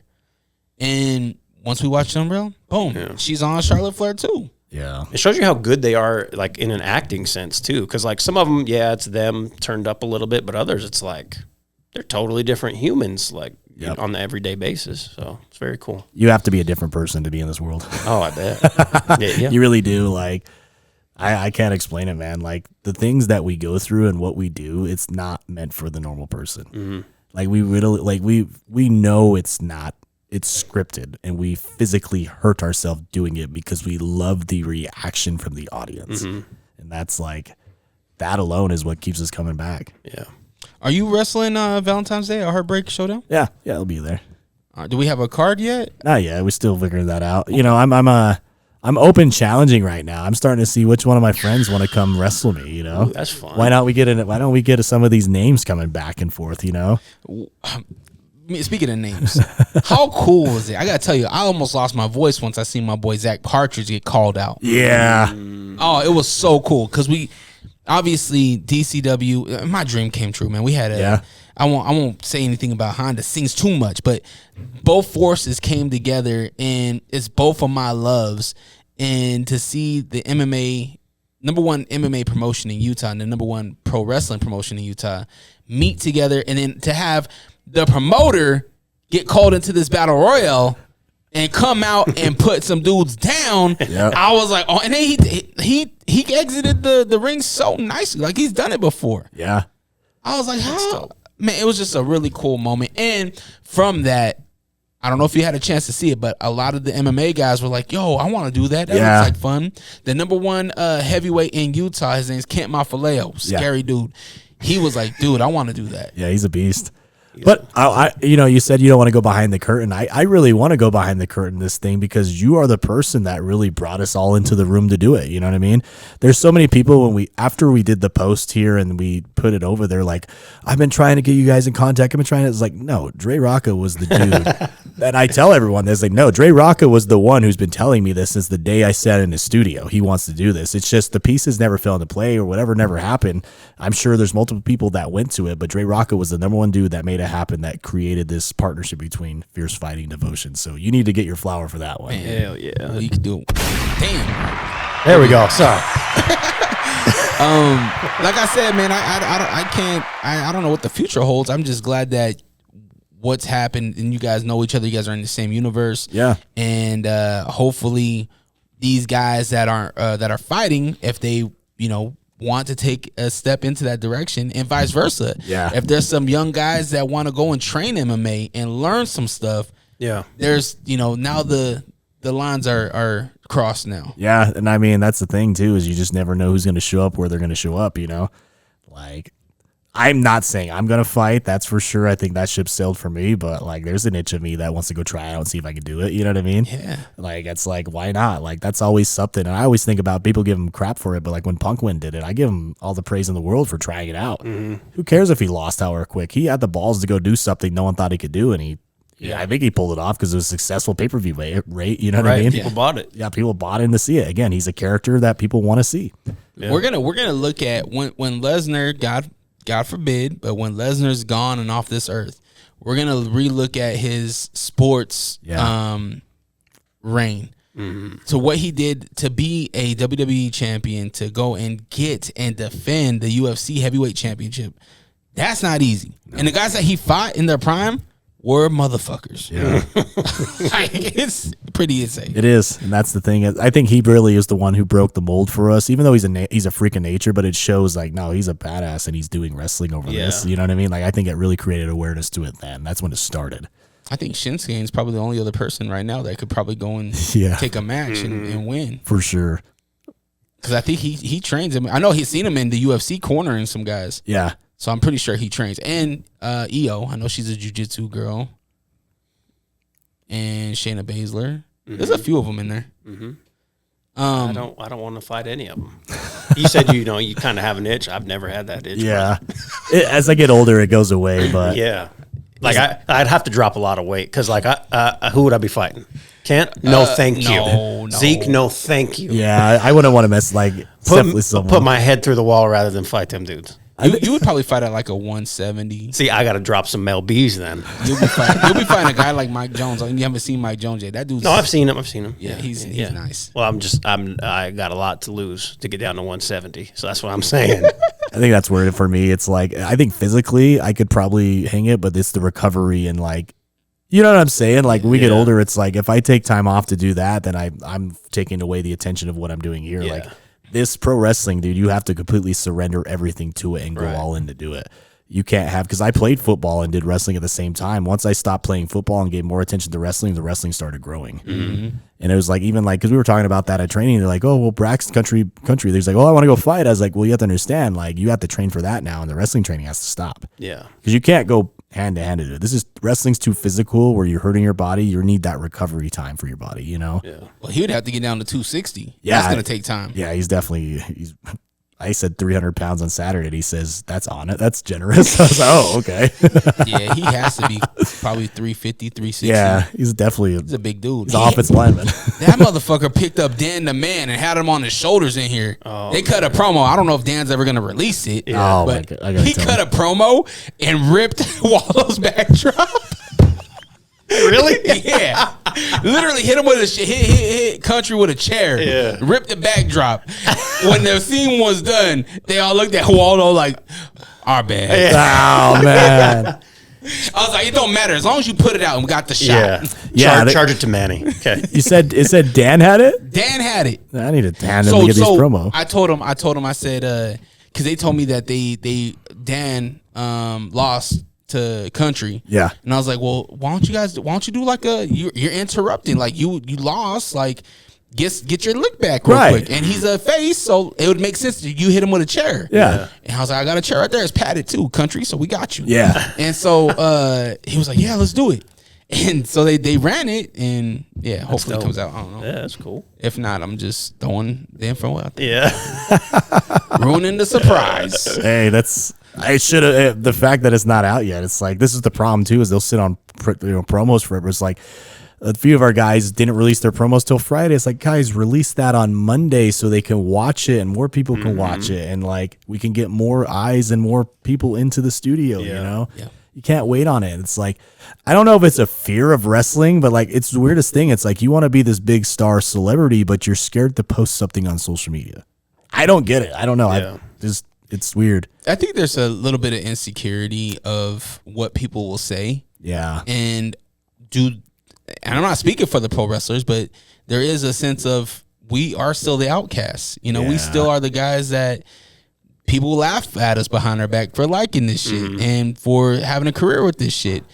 But at the same time, if you're going to be in it, be in it. Yeah. Like I was telling my son, I was like, he just started a pro wrestling podcast with his buddies. Yeah, I I've seen that. Are you going to tell your friends at school about it? He's like, I don't know. There's not a lot of people that like it. I'm like, man, live what you like, bro. Yep. Like, if you love it and you have a friend and their friend judges you about that, they ain't your friend. Yeah. If they're your real friend, they'll be like, "Oh, let me tell my friends about it." I remember in 7th grade, bro. You know when they say, "What do you want to be when you grow up?" I said, "I want to be a WWE superstar," and everyone laughed at me. And I didn't give a crap about it then. Yeah. You know, I think the younger when you can quit worrying about what people think about you, the better off you are. Yeah, Absolutely. There's so many in this age. I can't imagine being a kid. 100%, dude. It's rough. It's for too sure. it's too tough. But yeah, I try to instill that in my son too. Like, who cares? Who cares what someone thinks about you? But also, I remember being young too and being like, "Damn, all right, get these going. Okay, got the frosted tips. Got frosted tips, baby. Let's go." Yeah, frosted. And then I lost my hair. It was the frost. I'm convinced that everybody that frosted their hair is now bald. Yeah, that's true. Could be. The guy that played Juntao, he's bald now. We got Tussle Time as well, 21 and up show. Is that Kamikazes? Yeah, kamikazes. That is the 31st of this month. 8 p.m. is kind of is that bell time? So 8:30 is doors. We usually start later just because it's a bar show, obviously adult friendly. So we want people to get in there, you know, tip the bartender, purchase their drinks or whatnot. But obviously, if you come to the Tussle Time shows, and I've said it before, it's a different product than you would get coming to our normal shows because this is where people can experiment and try things out and not have any repercussions. You know what I'm saying? Yeah. Like if someone accidentally drops a swear word, we don't have to worry about a little kid walking out. You know what I mean? Like it kind of takes the training wheels off with that. Obviously, you don't want to go too vulgar because people still can do this and post on social media, but keeping it to a minimum, but not a minimum, if that makes sense. Yeah. Yeah, we need a viral moment for DCW. That's what we need. Yeah, I agree. A good viral moment. Right. Viral moment, nothing bad. Yeah, not an axe to the chair or something. Yeah. The hell was that? Yeah, probably 10 people there, and he probably thought he was doing his job. Jeez. All right. Well, man, I think hour and a half. Y'all feel we touched on everything? Yeah, I think we covered most of it. Anniversary, TNA. You know, I think I wanted to discuss too about the TNA thing because when I went back there and did media, I was telling you guys I didn't know what I was walking into because I haven't been with the company in 4 years or whatever. And when I went back there, dude, it was such a different feeling. I think that's why now my confidence is skyrocketed because like when I was speaking at the Boys and Girls Club, I was the first one there. So I just kind of started and kicked it off. And then the Ross and the rest of the crew came in. But I haven't seen Ross, one of the VPs of like communications and media there. I haven't seen him since I left, So like I was, you just don't know what you're walking into or what was said. And it's like, when the minute he like saw me and his eyes lit up and he was so excited, he gave me a hug and wanted to take a picture and stuff. It was cool. It was like, all right, cool. The guards are off now. We're back where we need to be, That's awesome. So I wanted to share that, and plus being able to speak in front of kids, about my journey and my experiences also with probably arguably the best wrestler on the planet in Nick Nemeth. You know what I mean? Like, it wasn't that I was just trying to captivate their attention. I captivated his because he was very invested in what I was saying. I was very invested in what he was saying. So it was a cool experience, That's Yeah, awesome. you sent us that picture. I was Yeah. like, Yeah, that is awesome. I hate this fit photo. I hate everything about this photo. Trey turned into player hater of the year. Yeah. Yeah, what did I was Silky Johnson. Now I was Project Libre. I'm playing. Yeah. I'm playing, Lucha. I'm playing. I want to come to your rock show. Send me some tickets. So talk about that experience. So like the Boys and Girls Club, you've done it here.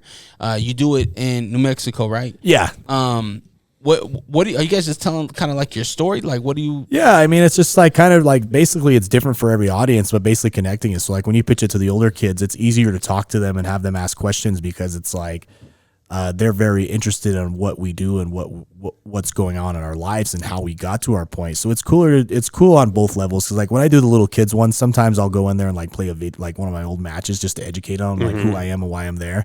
And then they kind of ask questions, and then you get one or two, and then everything just breaks loose, cause kids. Yeah. But like the high school kids were really cool because like a lot of them had really like good questions and were asking really like, cause I think that was the first time I did a speech was this last one. I was actually able to connect with them and like said, look, I was a father at 17.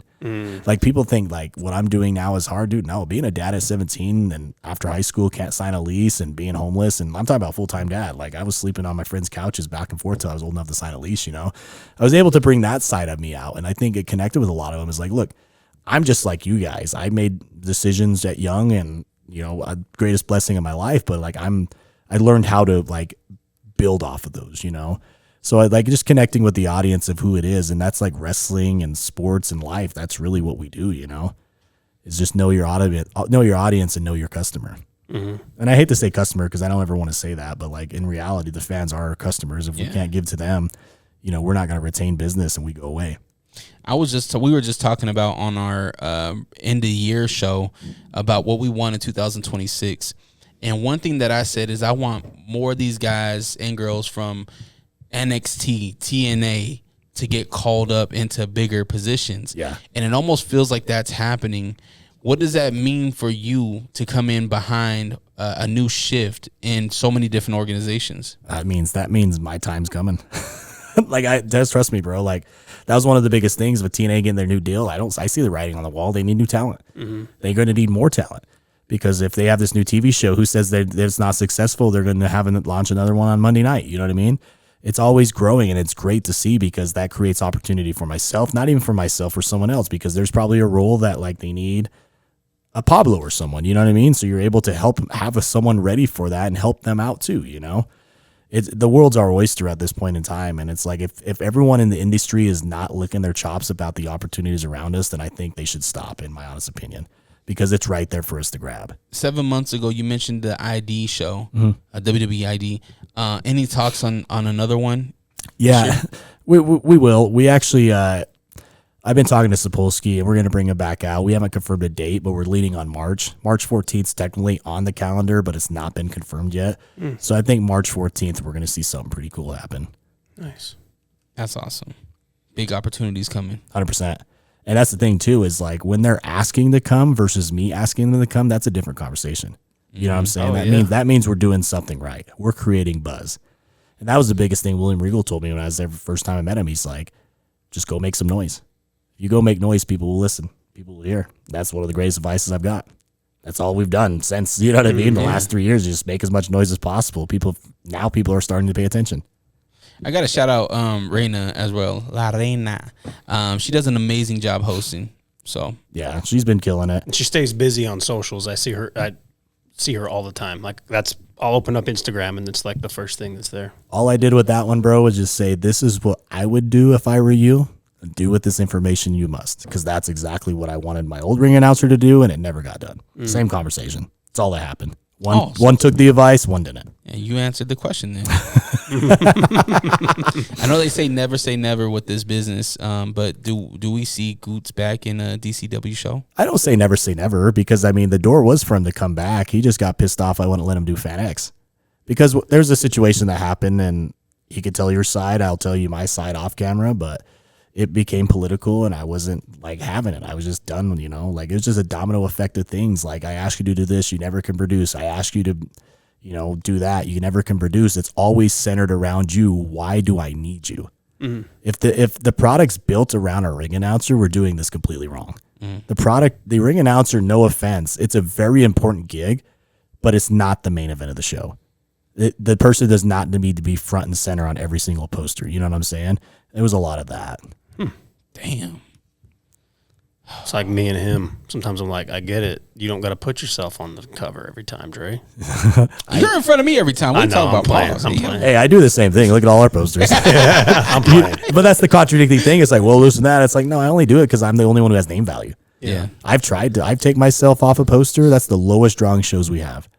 Seriously, like the last year we did it. It was a test, and I did it the year before that. It was a test, and it's like, guys, until you can show me, then I will be comfortable letting the horse go. And that's what we're doing now with Devotion. If you guys realize, like talking to Mark and stuff, I've kind of been phasing out of a lot of day-to-day operations, which is great. I can delegate stuff now, and it's helping because now I can go do more things for us, you know? So what does it mean to have a vet like Mark in the locker room and to kind of help out? I think we needed it. I think the problem is that I've said it before, I can't be the only guy with experience. Yeah. Like we need more people with more experience helping guide the ship, because like if I have all the experience, I have all the say, we're always going to do it my way. I'm not always right.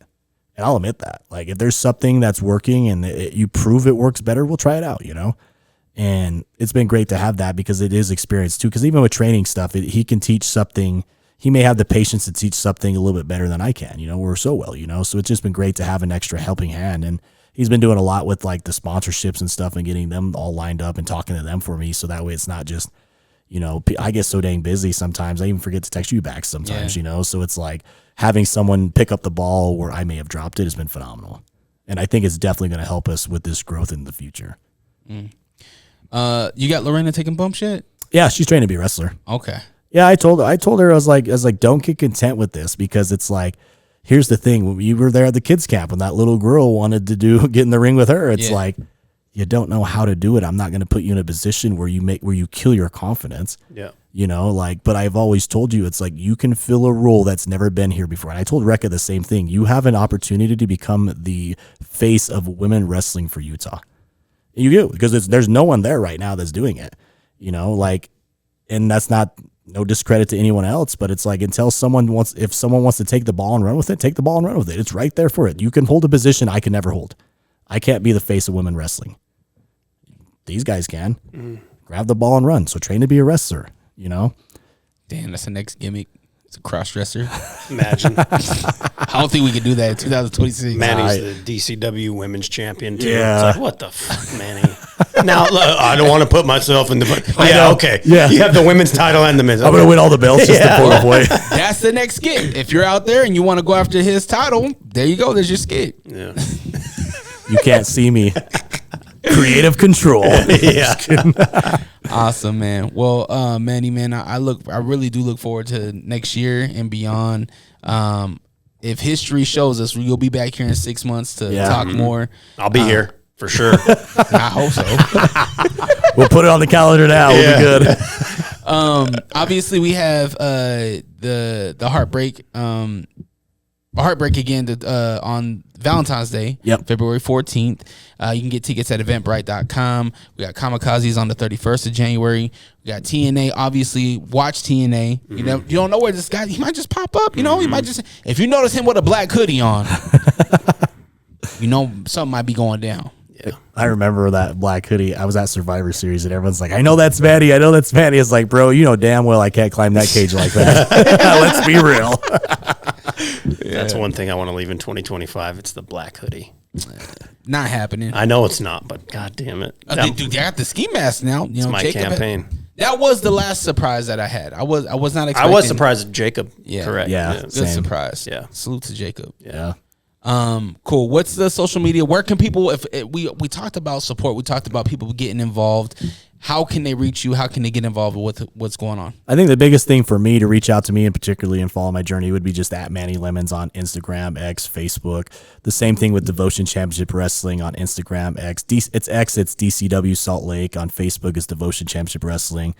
I mean, we post on the daily and you guys see it. So like you'll get all the information you need for there. You'll have all the information for our upcoming shows, all the information for the upcoming shows that I'm on. I mean, if you look at my social media now, I'm doing nothing but blasting TNA. So that's on the TNA's on the clock right now. So let's freaking go. Yeah, that's great. What about you, Wonder? What's the socials? Where can people follow us? Figure the number 4 podcast on all social media. Wonder's all excited because he has a little birthday shindig this weekend. He got the DJ, he got the new equipment. It's been a minute since I got some new stuff. It's exciting. Yeah.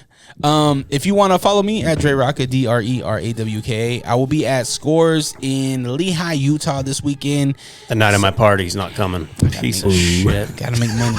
Sorry. I feel you on that, brother. Money's the root of all evil, right? Yeah. We all need it. Yeah. And this is the end of the Figure 4 podcast. Everyone have a great day. Damn, jeez. Go check that out.